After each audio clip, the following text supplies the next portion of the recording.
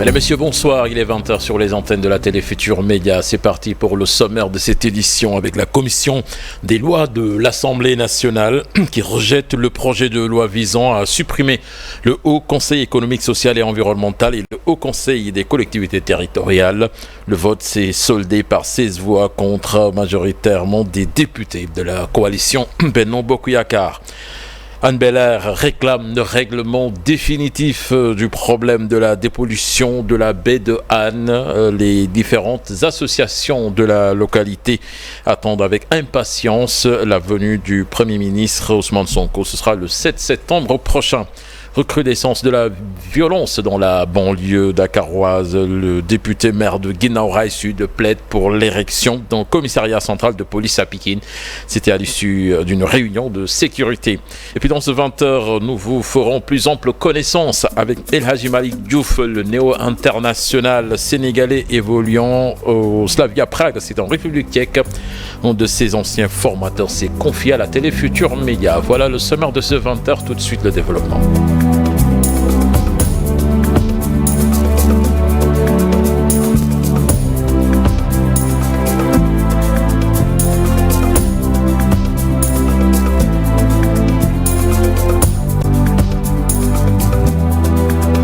Bonsoir et bienvenue à toutes et à tous. La commission des lois de l'Assemblée nationale a rejeté le projet de loi numéro 11/2024 visant à supprimer le Haut Conseil des collectivités territoriales et le Conseil économique, social et environnemental. Le vote s'est soldé par 16 voix contre majoritairement des députés de la coalition Benno Bokk Yakaar et 14 voix pour, incluant des membres de Yewwi Askan Wi, de la Ligue démocratique Congrès et des non-inscrits.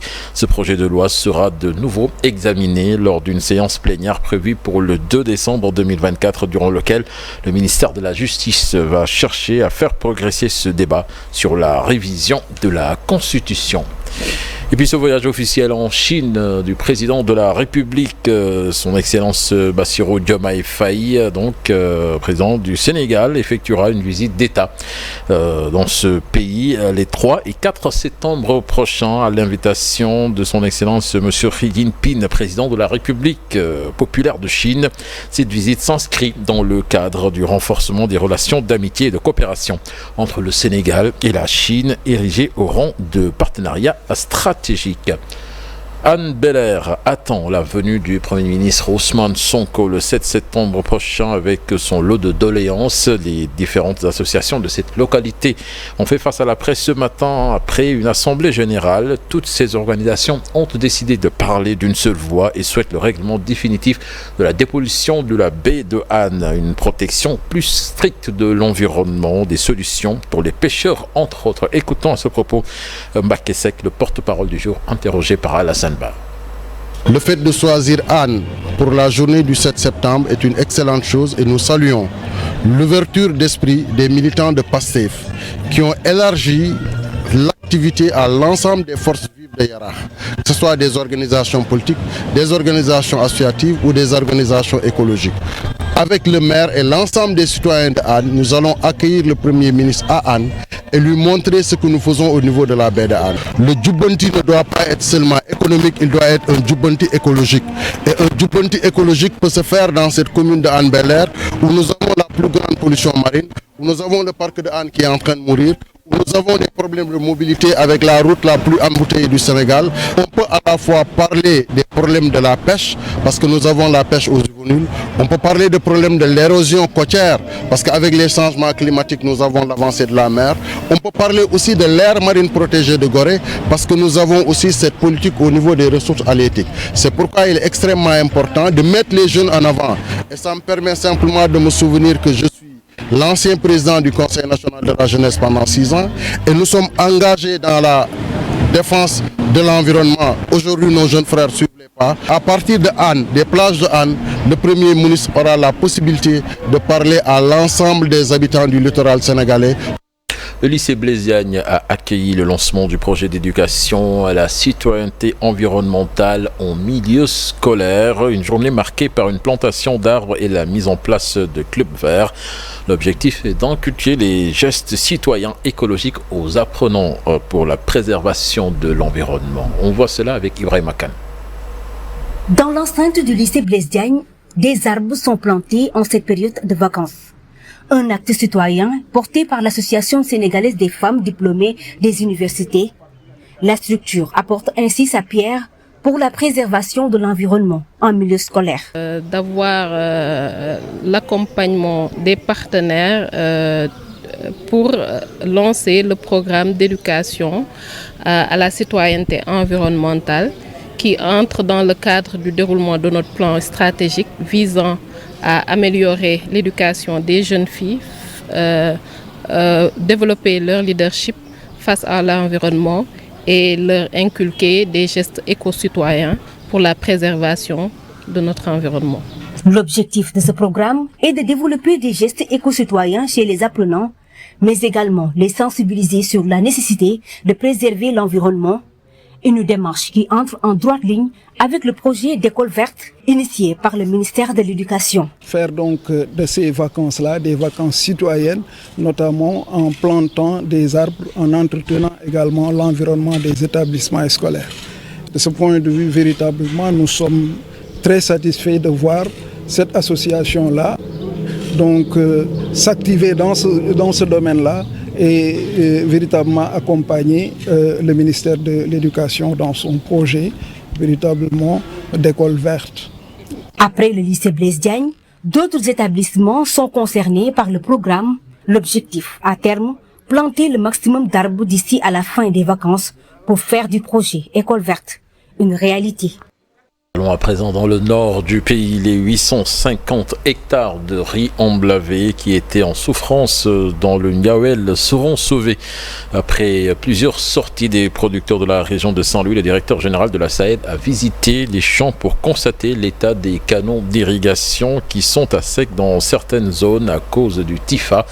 Il a promis un retour à la normale dans les plus brefs délais pour sauver la campagne. Explication Ousseynou Diop.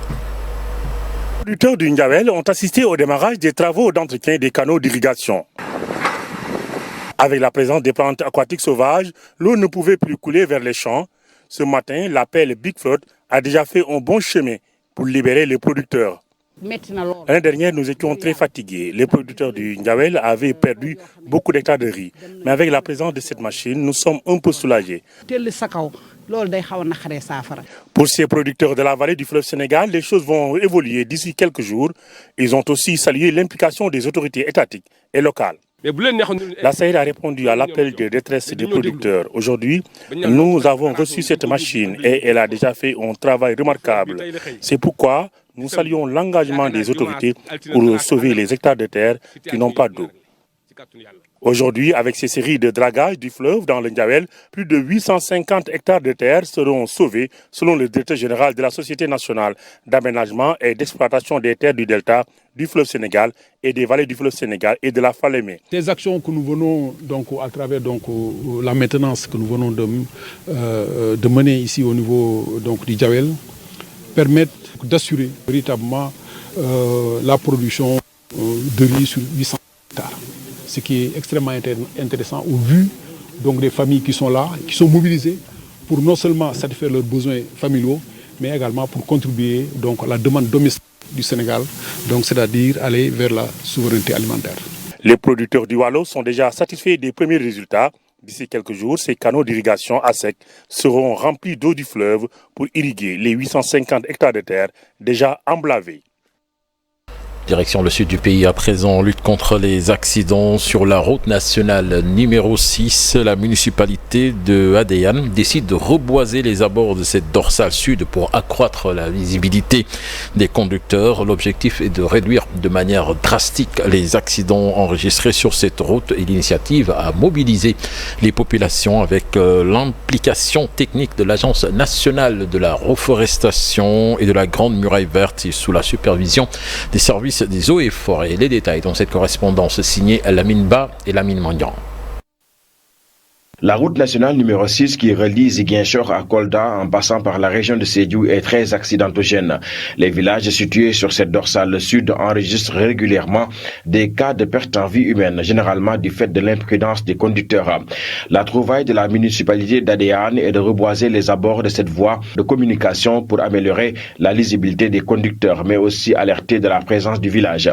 Nous avons initié le reboisement tout au long de la route nationale, du bout en bout, du début du village jusqu'à la fin. Le choix par rapport à la RN6, c'est juste pour une nette visibilité de la commune et surtout du village d'Adéane. C'est une phase test pour nous. Nous pensons qu'aussi cette année ça a réussi. Les années à venir, on pourra aussi l'élargir dans les autres villages afin que ça puisse être une réalité, c'est-à-dire tout au long de la RN6 au niveau de la commune d'Adéane. Une initiative qui enregistre l'adhésion des populations de la commune d'Adéane, hantée par la fréquence des accidents sur la route nationale numéro 6. C'est très utile. Vous savez que je suis un policier retraité et le maire il a bien parlé parce que quand on entre dans un village, on doit savoir que c'est dans un village. Et les gens mettent les dos d'âne, mais aussi le porté naturel qui joue aussi son rôle parce qu'on est attiré par l'alignement, présence là d'ailleurs, pour aussi aider aux conducteurs de s'appliquer un peu. C'est l'Agence nationale de la reforestation et de la Grande Muraille Verte qui a offert ses services techniques avec l'encadrement des services des eaux et forêts. Le coordonnateur du pôle sud de la structure se félicite qu'une telle initiative fasse l'objet d'une appropriation de la part des collectivités territoriales. C'est une initiative à saluer, d'autant plus que l'une de nos missions, c'est de reforester l'ensemble du pays.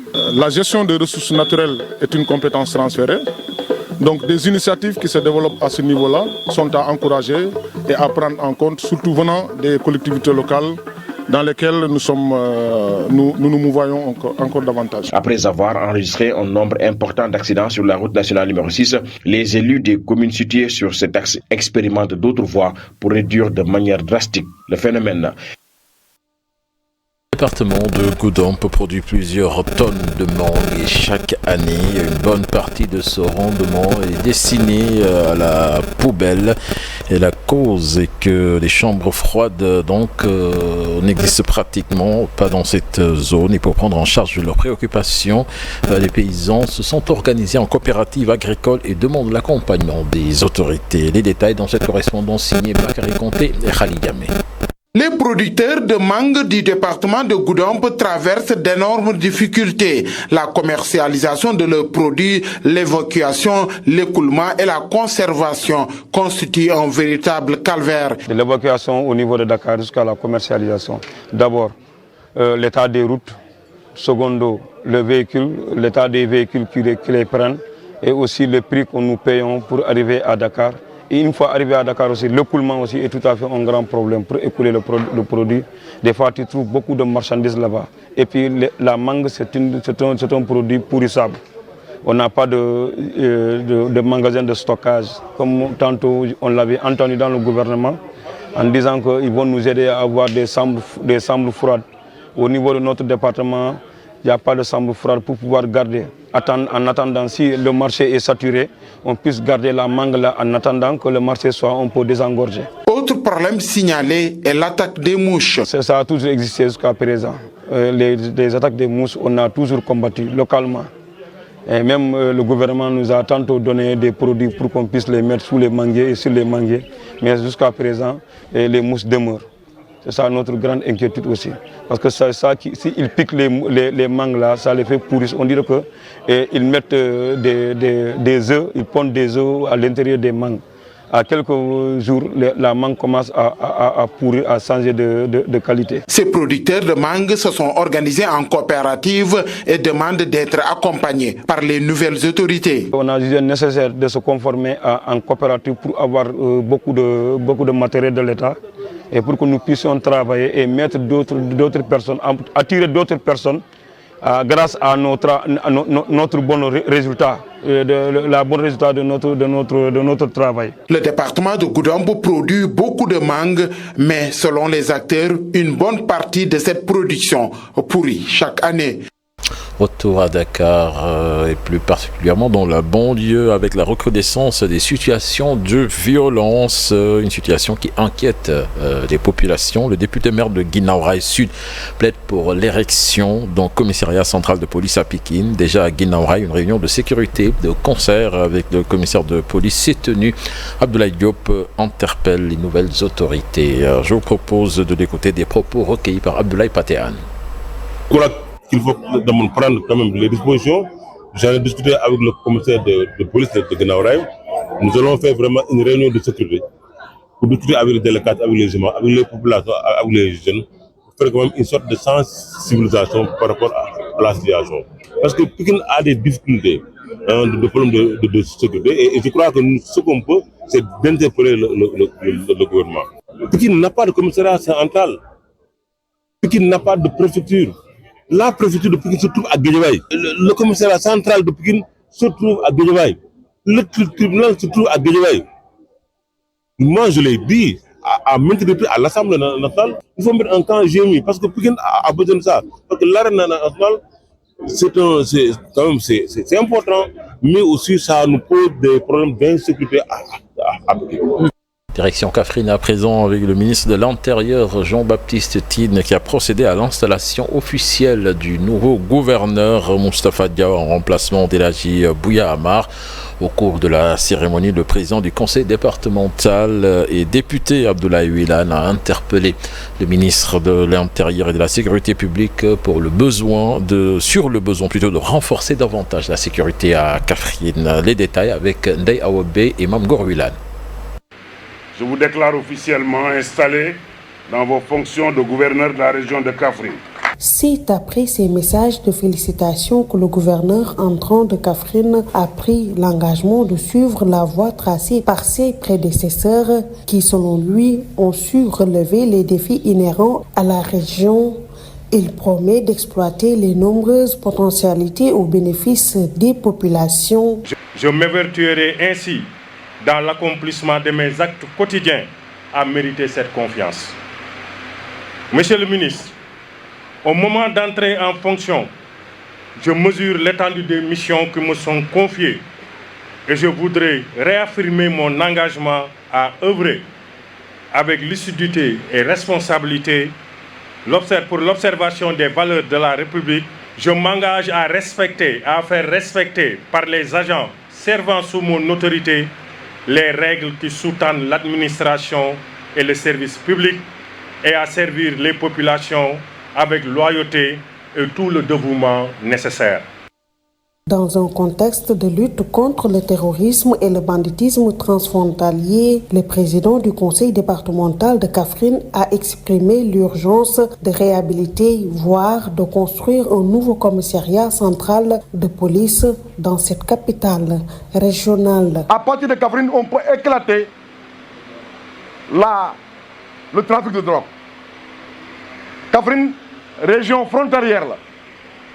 Donc, am na délicatesse bu ci nekk waaye commissariat central bu Kaffrine su ma sañoon nga dem fa xool waaye nag comme dañoo bëgg buñ nelawee yandoor ñu nit bëgg nañ ñoom fi ñuy liggéey mucc ayib. Ce plaidoyer a été fait en marge de la cérémonie d'installation du nouveau gouverneur de Kaffrine, Moustapha Diaw, par le ministre de l'Intérieur et de la Sécurité publique, Jean-Baptiste Tine. D'ailleurs, à Mour, la collectivité mondaine est descendue dans les rues pour une marche pacifique pour dire non à la prolifération des LOL et désacralisation du Kankourang. Ce patrimoine mondial est aujourd'hui banalisé selon la collectivité mondaine, chose qu'elle ne compte accepter. Elle a déposé en mémorandum à la préfecture de Mour. Écoutons Fatou Fati, coordonnateur du comité des femmes de la collectivité mondaine, interrogé par et Mamadou Aïdara Diop, secrétaire général de la collectivité mondaine, des propos recueillis par Ndeye Matiya. Nous avions sollicité l'autorisation des autorités administratives pour organiser une marche pacifique contre la banalisation du patrimoine universel que constitue le Kankourang. Les autorités nous ont accordé cela dans le calme, dans la stabilité et dans la sérénité. Les camarades se sont mobilisés dans la stabilité, dans la paix avec le maximum de discipline. Nous avons déposé un mémorandum. La synthèse du mémorandum, c'est en fait rien qu'une demande de protection supplémentaire du patrimoine que nous partageons avec toute la ville de Mbour, toute la communauté de Mbour, le patrimoine mondial que constitue le Kankourang, patrimoine universel consacré par l'UNESCO. Et l'UNESCO a bien voulu faire de la ville de Mbour, parmi toutes les villes mandingues du monde, de la Guinée-Bissau, de la Gambie, de la Casamance, l'UNESCO a choisi la ville de Mbour pour en faire une des villes gardiennes depuis 2008. Ce statut, nous tenons à conserver ça comme nous l'ont légué nos ancêtres. C'est la raison pour laquelle nous nous offusquons de la prolifération des LEL qui manifestement détériore l'ambiance organisationnelle que nous réalisons depuis 1904. Conjuguons nos efforts dans la coexistence pacifique avec l'ensemble des populations de Mbour, comme nous l'avons fait avec nos ancêtres, comme l'avaient fait nos ancêtres, pour que tout se passe dans la paix, dans la stabilité et dans la concorde. La congrégation des frères de Saint-Gabriel a reçu en son sein 3 frères professes perpétuels, 3 jeunes qui se sont définitivement engagés à vivre selon les vœux de pauvreté, de chasteté et d'obéissance dans la communauté des frères de Saint-Gabriel. 2 autres frères ont célébré dans la foulée leur jubilé d'argent. La cérémonie s'est déroulée à la paroisse Saint-André de Mbour, présidée par l'évêque de Nouakchott, son excellence Monseigneur Victor John. Compte rendu signé Daniel Diouf avec les images de Tierno Laurent Mendy.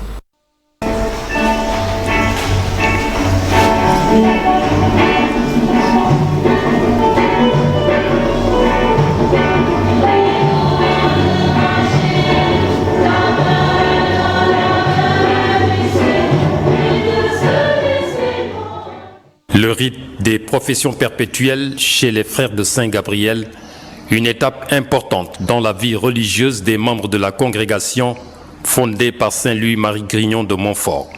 Ce rite marque l'engagement définitif d'un frère dans une vie de célibat, une vie de fraternité, une vie de communauté dans la spiritualité, mais surtout un engagement à suivre la volonté de Dieu dans toutes les dimensions de la vie du frère.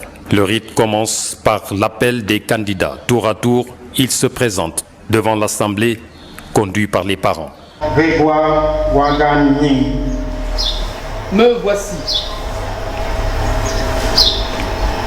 Malelou. Me voici. Célestin Kama. Me voici. L'appel des futurs prophètes perpétuels sera suivi de l'homélie. Comprenez le prêche du célébrant, ici son Excellence Monseigneur Victor John, l'évêque de Nouakchott, qui leur rappelle l'importance de l'engagement qu'il s'apprête à prendre. En entrant dans la famille des frères de Saint-Gabriel, vous avez répondu à un appel. Vous vous êtes disposé au choix du Seigneur. Quand le Seigneur choisit de manière particulière quelqu'un, c'est pour un but déterminé. La page choisie en ce jour de votre profession perpétuelle, dans cette page, Jésus vous adresse ces paroles. Ce n'est pas vous qui m'avez choisi, c'est moi qui vous ai choisi et établi, afin que vous alliez, que vous portiez du fruit et que votre fruit demeure. Ces prophètes vont maintenant avancer au pied de l'autel du Christ, allongé face contre terre, couvert de paille. C'est la prostration, signe d'humilité et de soumission totale à Dieu. Ce chant exécuté par la chorale et toute l'assemblée, c'est les litanies des saints. Une prière d'intercession qui invoque les saints que l'Église nous propose comme modèle de vie pour une assistance spirituelle.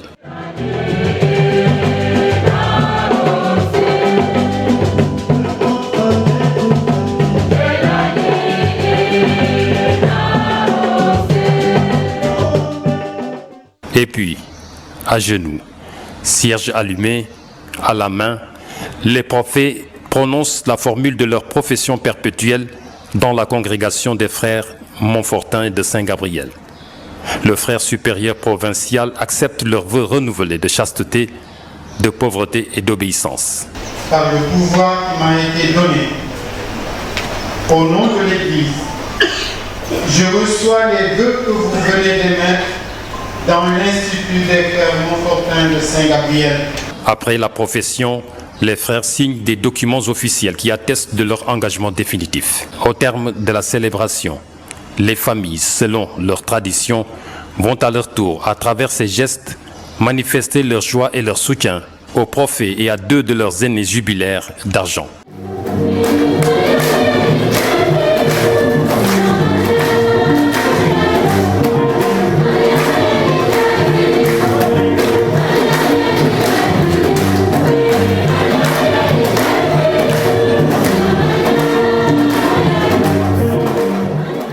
L'intégralité de cette cérémonie, c'est à suivre ce dimanche avec Daniel Diouf dans l'émission Chemin de la foi. Sport à présent, El Hadji Malick Diouf, l'arrière gauche du Slavia Prague, convoqué hier en équipe nationale du Sénégal par Aliou Cissé, en footballeur moderne au regard de sa taille et de sa puissance avec des qualités hors normes selon son premier formateur à l'école de football Cheikh Tidiane Thiam de Colobane.